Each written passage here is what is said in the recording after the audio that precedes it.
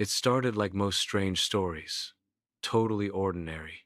That night, on the 16th of October 1959, Silver Hollow sat snug in a tall Colorado valley, tucked among pine-covered hills under cool fall air. The place used to bustle, now quieter, yet holding on without fuss. There were 73 houses, plus a small shop where folks bought supplies. A barn stood nearby for horses instead of cars back then. Kids went to class in one room only, no extras. An old church leaned slightly, paint flaking off after years outdoors. Then there was the bar everyone knew. The Lucky Mule, always open, always loud. Wisps of smoke rose from rooftops slowly. Inside, dim lanterns lit up window panes like sleepy eyes. Kids were put to bed following a meal of stew with cornbread. Miners told tales while sipping whiskey, not knowing their lives would vanish before dawn. When morning came on October 17th, Silver Hollow had vanished. Still here. Not turned to ash. Didn't vanish in a rush, just missing, like someone wiped it clean from existence. The first person to spot something off was Elias Hemlock, age 72, running a small trading post 3 miles along Silver Creek Pass.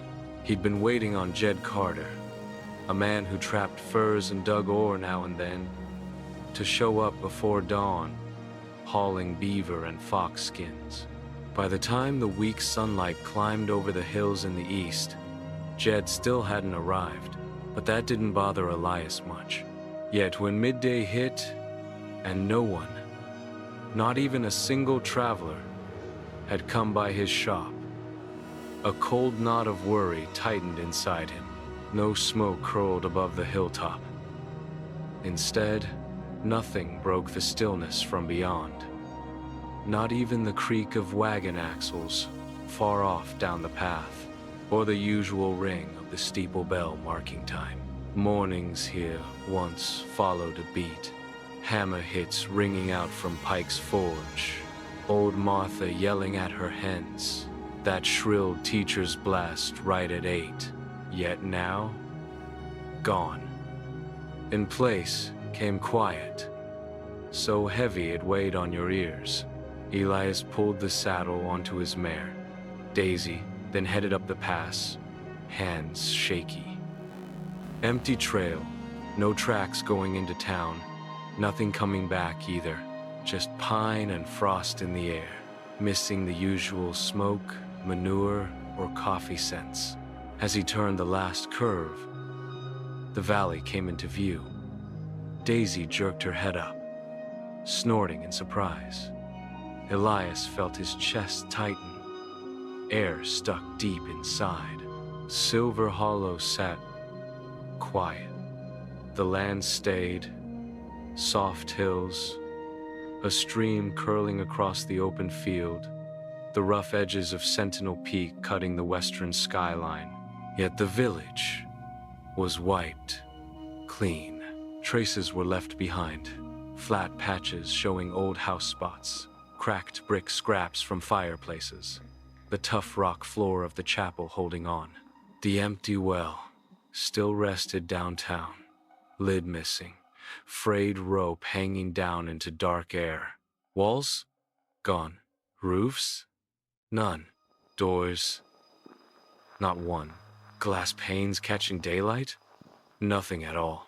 It felt like the whole place got pulled up from the ground, kinda how a kid might rip a sticker away, just blurry edges left behind. Plus this deep quiet that didn't stop. Elias stepped off his horse, feet pressing into wet ground. Down Main Street he moved, where folks once crowded, and every step echoed way too clear. He looked inside the old shop space. Nothing left but twisted wood, ruined by rain and time. The counter disappeared. Then the shelves, along with the candy jars and Mrs. Langley's ledger. Inside the schoolhouse, nothing was left on the chalkboard. Yet under it, even the desks had been taken. The slates were missing too. Even that old US map stuck to the wall vanished without a trace. He shouted, "Hey, Jed, Silas, somebody." His voice broke, fading fast into silence like it vanished mid-air. Not even a sound came back. Nothing but leaves brushing against each other in the breeze. Later, by the broken-down well, something caught his eye. A bright blue jay feather, shimmering, stuck in a patch of thistles. It looked alive, flawless, weirdly misplaced among all that ruin. He grabbed it. The gentle texture felt wrong next to the cold puzzle he faced. Slipped it into his coat, almost like saving proof from the past. By noon, Elias sounded the warning. Folks from nearby hills came armed, carrying lights, looking serious. They searched each part of the empty settlement. Nothing showed trails leaving, not a single wheel mark anywhere. There wasn't smoke, blast marks, or blood.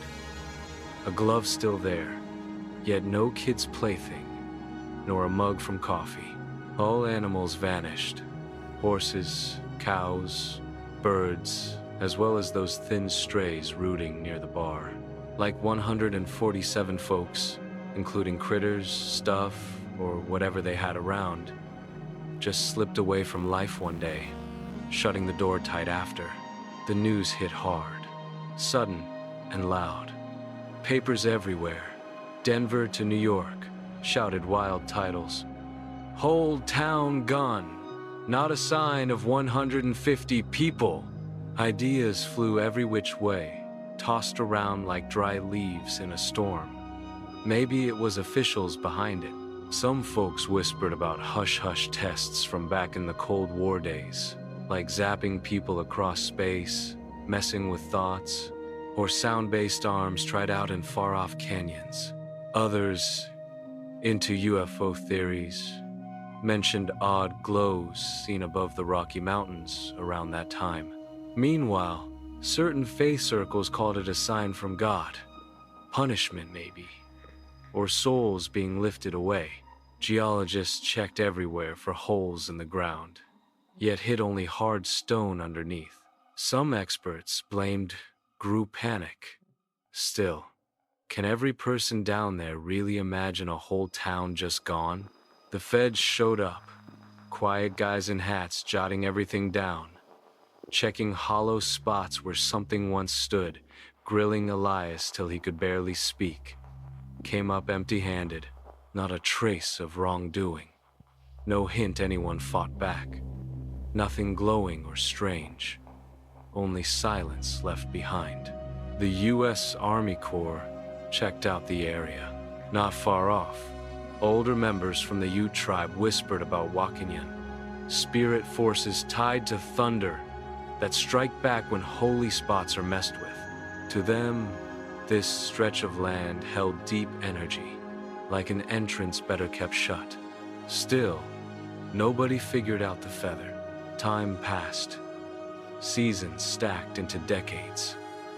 Officials labeled Silver Hollow a ghost town. Government took back the property. Saplings cracked up through broken stone where the chapel once stood. Wild dogs raised pups among rotting beams of what used to hold horses.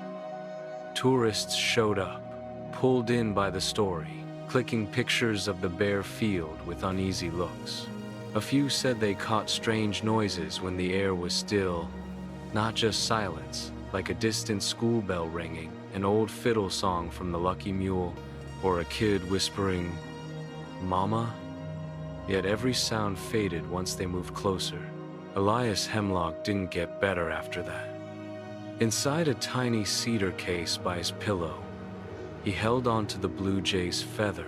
Most times, he stayed quiet about sunrise events. Yet, if pushed, eyes would drift far off, whispering slow.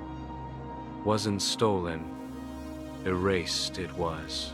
To this day, the place still isn't shown on government maps. Locals stay away from the trail once night falls. Those who hike near it say the air chills fast, like unseen eyes are locked onto them. Cold, old awareness that doesn't care at all. Silver Hollow vanished, yet stuck around in a way. It carved out one stubborn riddle deep into rock itself. Could everything we know be closer to breaking than we guess? Might certain gaps, when torn wide, stay open no matter what? In the quiet of that Colorado Valley, where no village exists, yet one used to bloom, the breeze carries echoes of what survived, also shouts from what vanished completely.